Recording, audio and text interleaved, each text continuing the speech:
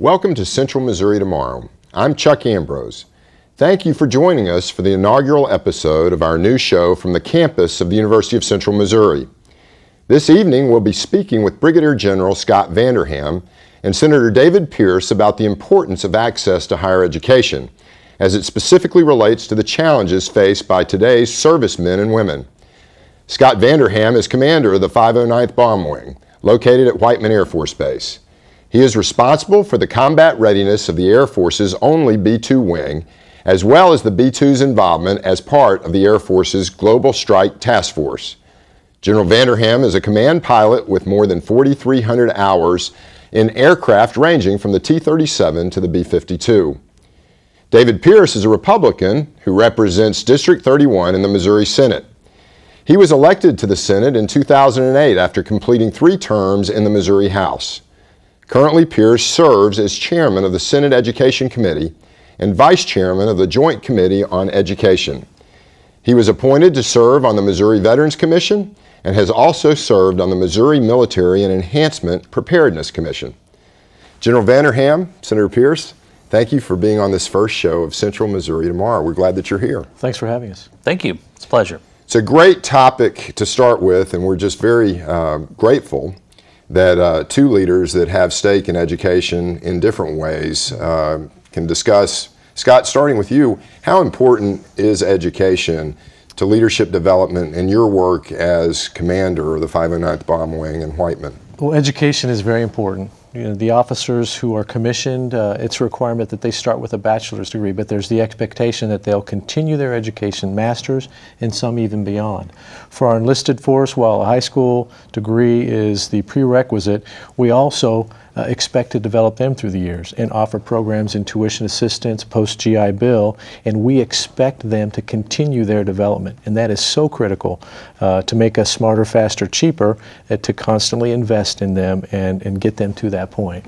Now, I've heard you communicate that to personnel across the base, dependents, those that you have under your leadership.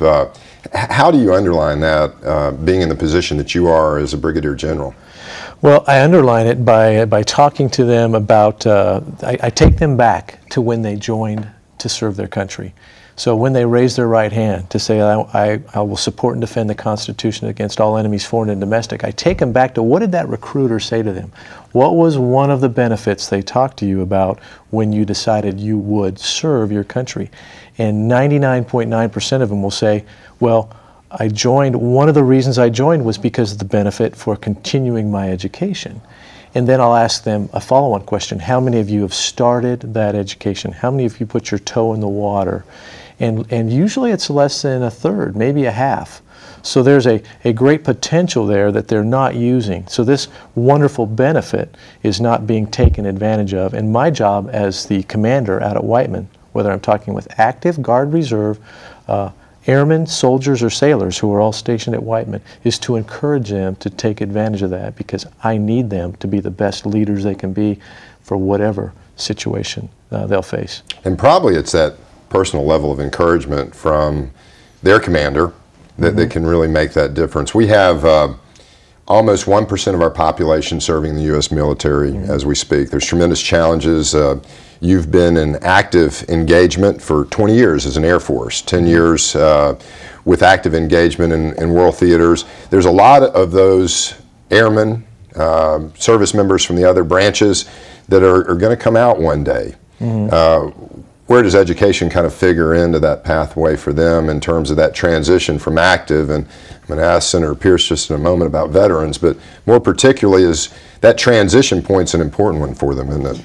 Well, when they came in, they signed up for a particular task or a role, a functional role, whether it's defending aircraft or whether it's working in a fitness center or whether it's working aircraft maintenance or flying airplanes. So each of them have this functional role that we spend a lot of time training them in. Now, when they leave service and transition to something else, whether they serve a 20-year career or shorter than that, the job market today is not the same as it used to be, and that education, whether it's a liberal arts education or a very specialized education, will be important to helping them transition back into the civilian sector, whether it's a service sector or some other very specified functional sector.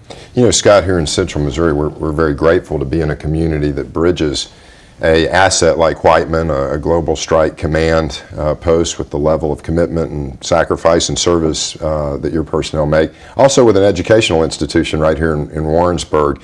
We know we have about 530,000 plus veterans living in Missouri. Sarah, could you just David, put us in context of being in Missouri and what these assets mean and how they can work together, perhaps? Well, first of all, we're so blessed to have Whiteman Air Force Base and University of Central Missouri 9 miles apart. And to have both of those institutions that work so well together, and you two are very instrumental in that. So thank you for all you do and what we're going to keep doing in the future. But as we talked about, people aren't going to stay in active duty their whole lives, and they will get out. And so the more that we can do to prepare them, to give them an education, to help their families through their education, the better off we're all going to be.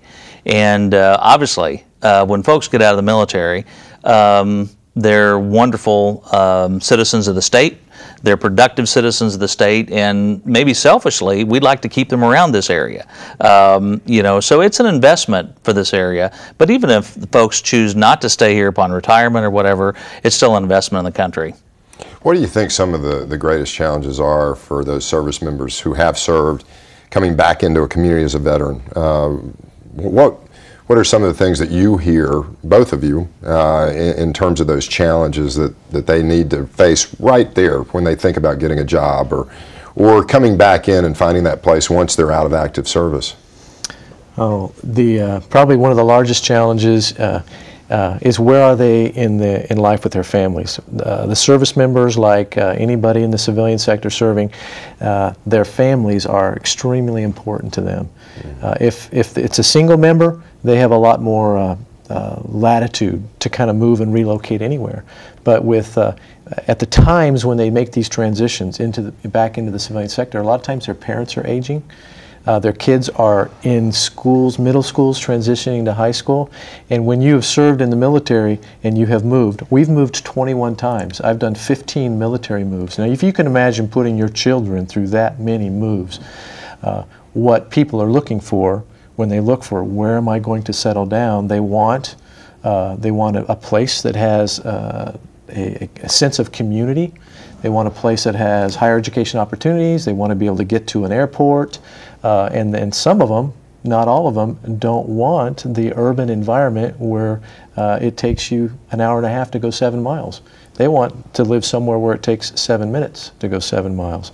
So the calculus is different for every member, but they're all looking for different things. But I think family and community are probably the two most important. And if they can get into a place that has a job market that supports what they do, or something related to that, that's a bonus. David, you serve on the Veterans Commission, and strong group of leaders committed to helping through this transition. How are we doing as a state? I think as a state we're doing very well. There's 9 of us that serve on the Veterans Commission, 2 senators, 2 reps, and then 5 from the private sector. A couple of things that we oversee is a veteran service officer program, so to make sure that our military guard, active duty reserves are getting all the federal benefits they can. We oversee the veteran cemeteries and then the veterans homes program. We have one very close by in Warrensburg, and so although when people just get out of the military they're not maybe looking at a veterans home, hopefully that's decades away, but yet we still want to provide I think a very good climate for our veterans. We can never do enough, and no matter what we do as a state we can never say thank you enough, but we keep trying. And I think that's one thing on the Veterans Commission, and the state legislature along with our governor are doing all we can to support our veterans. You know, being new to this area, there's obviously something special about service, especially at Whiteman, because you do hear a lot of people who came here. There are people who do multiple tours, come and then leave and then come back. Something about the quality of life that brings people back into the community. How can education help that? Well, I think that there are, like you said, Chuck, a number that come back multiple times. The B-2, Whiteman Air Force Base is unique because of the B-2, and you know that Whiteman is so much bigger than the B-2. It's the B-2, it's the A-10, it's the Apache, it's the Predator, it's the Navy Security Detachment, it is the Guard that moved from St. Louis over here, the 131st. It's the citizen airmen, citizen soldiers that are plugged into jobs. So Whiteman is a whole lot bigger than that B-2. And when I roll back to what you just pointed out, and is to coming back, what draws people back into this area and the sense of community, and why is higher education important, is because we can serve, and like David so eloquently pointed out, and we can try and take care of those veterans with these benefits, but we need to get bigger than that, and in taking care of their dependents is very, very important. So that spouse who may have put off her college education to move from place to place, and has gotten a credit here, and has a dream of getting their bachelor's or her master's, and has gotten a credit at this institution, and all these different moves, having an institution that can wrap that together and help them make their dreams. And then, like students, we have dependents, high school age kids that go to Warrensburg High School, and then they naturally follow right in to a place like the University of Central Missouri. Kevin Ward, who did the flyby last Saturday, his daughter was down there in the marching band, and she is a benefactor, being a dependent of a military person, of the Whiteman Advantage, which you introduced to streamline the benefits, and we're very grateful for everything that University of Central Missouri has done to make not only it easier for our active Guard and Reserve veteran dependent or eligible folks to do that program, but for their dependents as well. Yeah, I think certainly as a nation and as a state, there's never been a more heightened sense of appreciation. You feel that. Bringing it home, many times, David, there are neighbors, they're who we go to church with, and talk about that kind of impact that has on a community, and how through both education and service, it makes a community richer. Yeah, we have a wonderful community here. Folks like Scott and his family, and the thousands of people that work at Whiteman Air Force Base, and the civilians. And then you have University of Central Missouri right down the road. And so it brings a vitality, a strength, a diversity of the community that some communities this size just don't enjoy. But you have to invest in it, you have to work in it. And I think for the state of Missouri, what we try to do is to provide a climate so it's a military-friendly state, that when people get their orders to come to Whiteman or to Fort Leonard Wood, they say, great, I'm coming to Missouri, because that state recognizes the importance of the military. And one thing we try to do, Scott, is to look at the dependents as well, the spouses, the kids, and what are some opportunities that maybe doesn't take a lot of money, but yet through policy and just creating programs, you can help the family, because that's so important that they're happy when their husbands or wives are stationed here at Whiteman. And Scott, as a parent who is serving in the military, there's elements of those benefits that maybe not all of our viewers recognize. You can port those benefits to your spouse or your children. That's right. And make certain that they have access, especially in times of deployment and other calls of service. But how does that work? That's the new, or the post 9/11 GI Bill allows a member, eligible member, to transfer these education benefits to their children. If that member already has reached his or her pinnacle of education, in fact they've gotten their bachelor's degree and they've gotten their master's degree, and they have benefits remaining, they can say to one or more of their children, I am going to give you this many credits, if you will. 36 months of paid education is available, and they can identify their dependents to give those to. I just did that. I did that for 8 of my 11 eligible dependent children.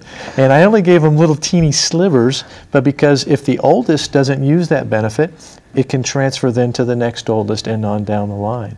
So it's a huge, huge benefit, and we owe a great deal of gratitude to those in the House and the Senate who put that package together to take care of those dependents. We were talking that perhaps we've surpassed maybe 40 million recipients of a GI Bill. So I would think that portability allows for the kind of utility that can make a difference in families. And as a parent who has 11 kids, we would call that a soccer team here. Yes, that's right. That's right. So other scholarships and activities could make that difference. You have served literally around the world.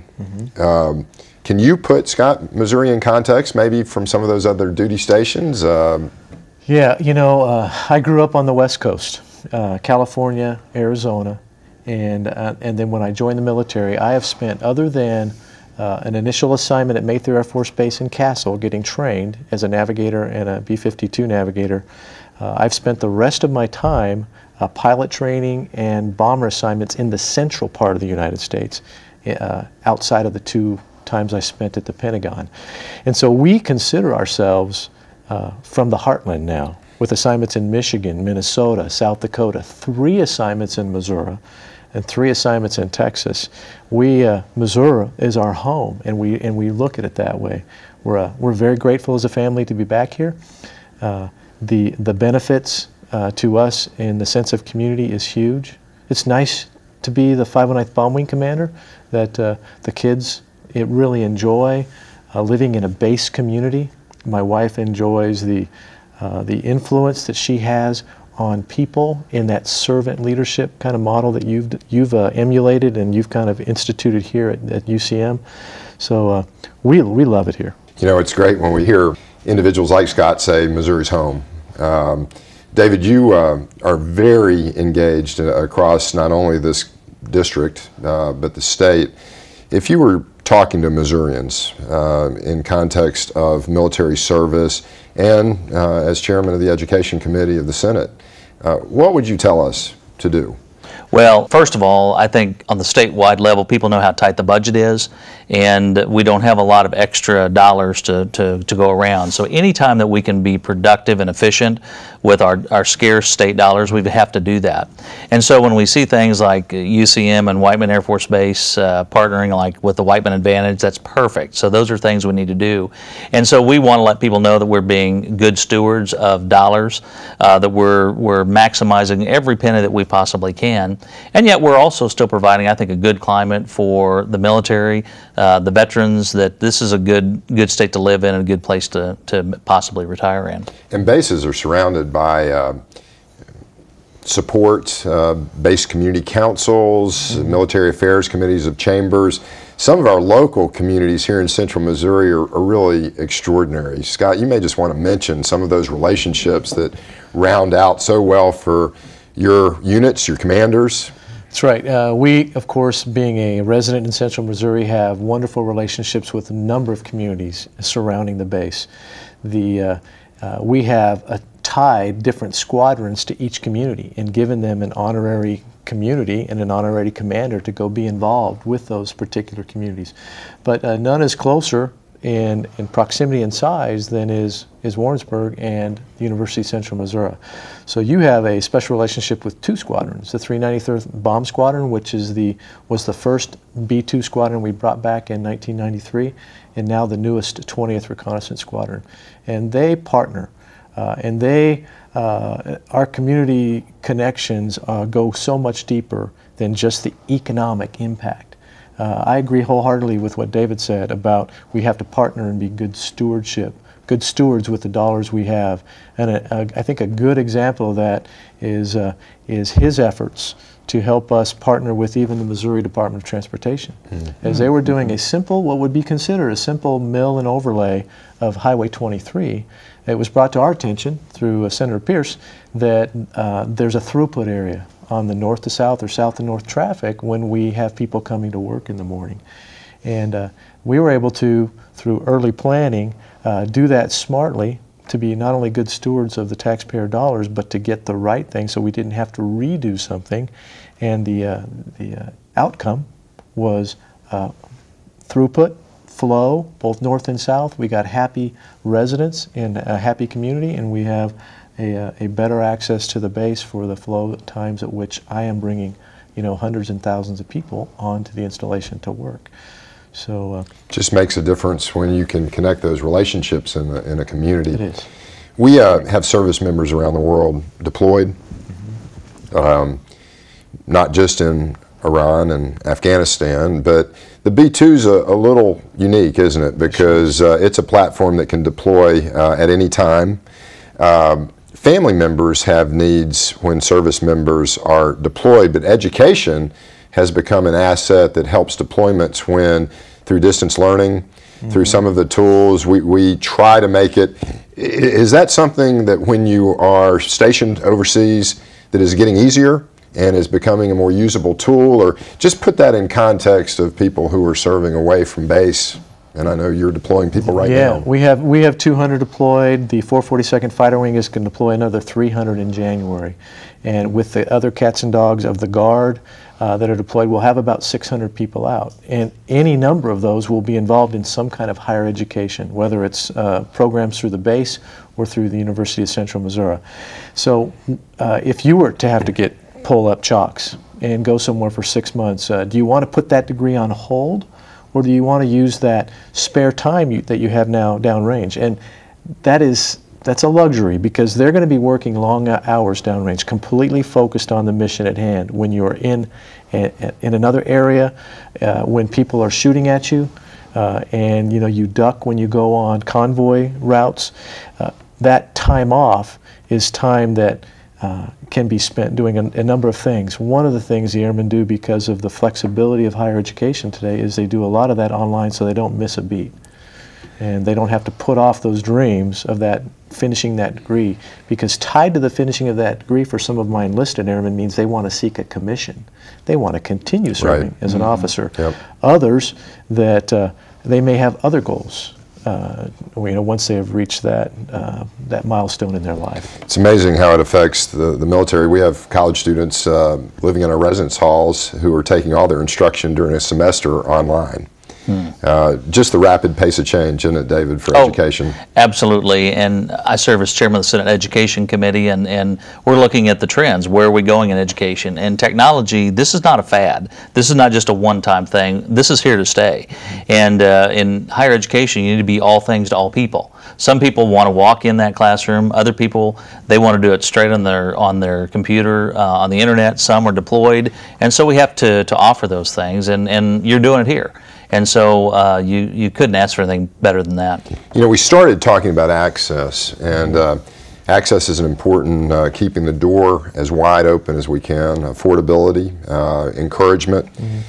You are two leaders in our community that encourage access in so many different ways, but probably the most important is the role model that people see in you. Can you put your educational kind of journey and in context of your leadership, where you've been? Perhaps there's a teacher or a faculty member who made that difference in you. Can you just kind of put yourself in that continuum? Yeah, I'll just start as a lieutenant in my first assignment. I had already had, let's see, how many kids do we have at the time? We'd had 3 children. I was a second lieutenant serving at K.I. Sawyer Air Force Base in the Upper Peninsula of Michigan. And as soon as I had opportunity, I was clamoring to get my degree started. And at the University of Northern Michigan, Dr. Robert Kulishek, who used to be an advisor to President Reagan, as a nuclear advisor, was giving a defense administration degree. He was instrumental in influencing me. I took a class from him, and my acceptance into the program was based on how I did in his class. Probably the most difficult class I ever had as in my master's program. So he shaped me, because this degree was not just a fill the square degree. This was a degree that I had to work at. I had to earn that degree. I have great respect for him, and it has shaped me ever since. I managed to get that master's degree as a lieutenant, and when you have a family, that was in my calculus. Not to have to do that later on in my career when I was really wanting to give back and serve more and spend more of my time giving back to the younger airmen. So I would have to look back at that early master's degree for me and say that was where the light came on for Lieutenant Vander. That's great. David? My father was a teacher, and I had the pleasure of having him in class, so that was an interesting dynamic. But I learned a lot from him as far as how he handled his career and how he handled his home life and things like that. As far as one class, probably debate. learning how to debate, and if you're ever on a program with a university president and a general from an Air Force, what would you do? You would be prepared. I would be prepared. So, and that's what education's all about. Is you never know where you're going to end up. You never know what opportunities or problems you're going to be encountering, but you have to be prepared. And so that's whether it's on the high school, elementary, or college level, that's what we strive for. Is there a focus that if we were speaking to that young enlisted person coming in that comes to Whiteman, some don't have cars, some have never been to Missouri, what should our collective message be to that young person? You're reaching out, you've removed obstacles, you have structured your fees such that the benefits that he has meets that need, and I would just continue to say take advantage of that benefit. Put your toe in the water, and then see where it goes from here. That life learning is very, very important, not only for those that serve in the military, but for all of us to be a life learner. We talk a lot about servant leadership. You both have talked about that transferal of knowledge that someone provided to you, gave you a push or a challenge. You obviously come to the Senate and the Air Force with a very strong sense of purpose. Servant leadership is about coupling knowledge with purpose and putting it in people's hands and changing the world, and that's what you do every day, and we're very grateful for that. This is a great way to introduce Central Missouri tomorrow because it looks to the future, and we're very honored to have you both on this first show. Thank you. Thank you, Chuck. Our servicemen and women face a number of daunting issues as they carry out their mission. That's why it's critical that discussions continue to take place at state and local levels about how best to remove roadblocks when it comes to providing access to higher education. We appreciate your efforts in helping make Missouri a more military-friendly state. And thanks to our viewers for tuning in to Central Missouri Tomorrow on KMOS-TV. Good night.